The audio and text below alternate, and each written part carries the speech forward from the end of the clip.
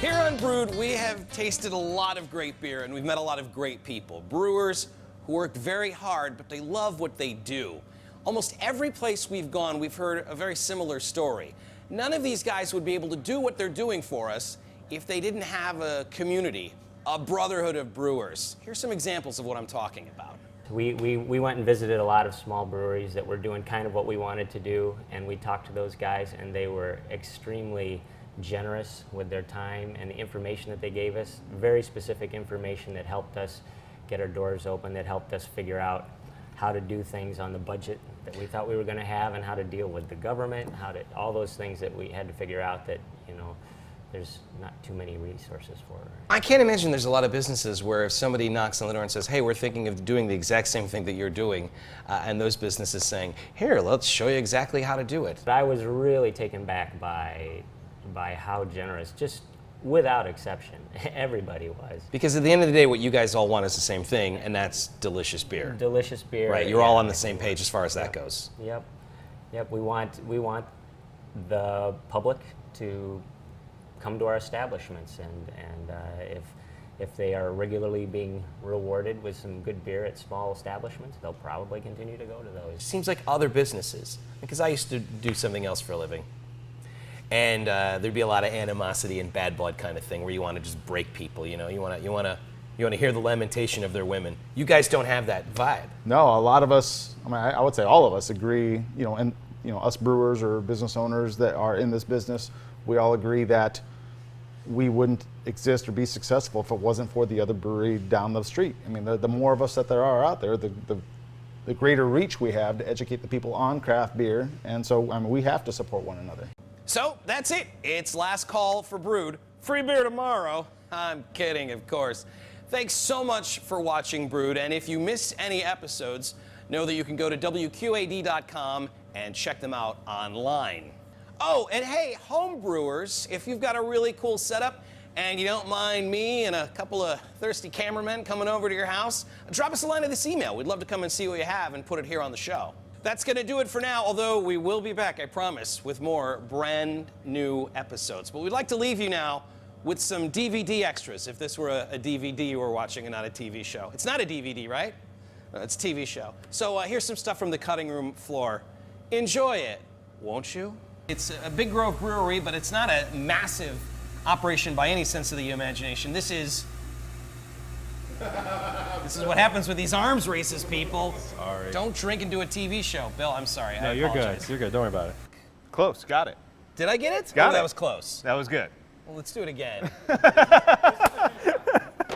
So I'm here. I am so used to my name being misspoken. We're here at Big Grove Brewery. Why are you pointing over there? When you say Solon, Iowa, and when you say I'm joined by Doug, I want you Then I go to Gimme. come to that. This is a one-shot. Sorry. So I'm addressing this, and as soon as I say Big Grove Brewery, ready for the slate, guys? This is my favorite part of the job. Slate! Come on! Slate! Come on. Slate. Ooh, that was a good one. Slate! Slate! Slate!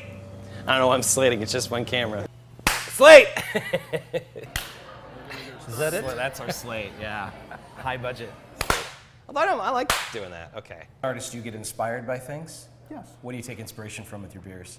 With my beers, well, that was a good question. That's why they gave me the show. I don't want to ruin it for everybody. There. Yeah, you can't have people doing microbrews and sliding down 20 feet of pole, No, right? absolutely okay, not. I understand that. That makes sense. It's a liability thing. Yeah, the city frowns upon that. At some point, though, when the cameras are off, you're going to let me get on the pole. Of course. Okay. You have what Obi-Wan Kenobi calls a symbiotic relationship. Or was that Qui-Gon Jinn? I don't know. The first movie's terrible. Remember the commercial where the girl was walking with her chocolate bar and the kid was walking with his peanut butter and they bumped into each other? Is that kind of what happened here? There were no kids involved. Yeah, no, that's smart. This lot tastes of fun. like summer to me. I wouldn't mind having some of this in the garage when it's like February. You know what I'm saying? We hope it's gone by then. No, well, you're a home brewer, you're in Seattle, Washington, and you think, at some point I'm going to go to Kelowna, Iowa. That was the dream? Oh, no. You don't have to give me the whole detail of the last 25 years. Like a bee that made this honey could fly here and order a flight. Exactly. If they're over 21, over 20. bees, don't try and pull anything. 'Cause Dan and Jay ain't having any of it. bees with your fakes. Don't try it. Stay at home and get buzzed. When you're drinking that beer straight off our tap system, you'll get a really nice, foamy, delicious mouthfeel. More nitrogen means more creamy. Exactly. More creamy means more happy. That's right. More nitrogen, always more nitrogen. I'd Yes. say. I like it to We be like like it. I like it to be like the dentist's office in my beer. You know what I mean? Absolutely. Like just let's do this thing. We do some bottles. Paul does it kind of the old school way, and we gravity fill bottles. Hand blown by Paul himself, by the way. There's a room back there where you make the bottles yourself. Yeah, absolutely. Yeah, let's just go with that. Yeah.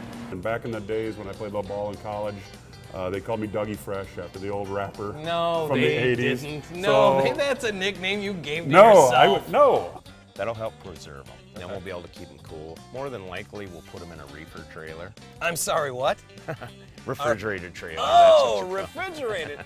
Reefer trailer. That's a different show on another channel. Yeah, exactly. All right. I actually brewed for a guy named Mike Hale in Seattle who has Hale's Ales. Hale's Ales. That's another name we're allowed to say. Yes. I want you to feel comfortable. You can Yeah, say anything yeah, you want. all right, Anything you really? don't.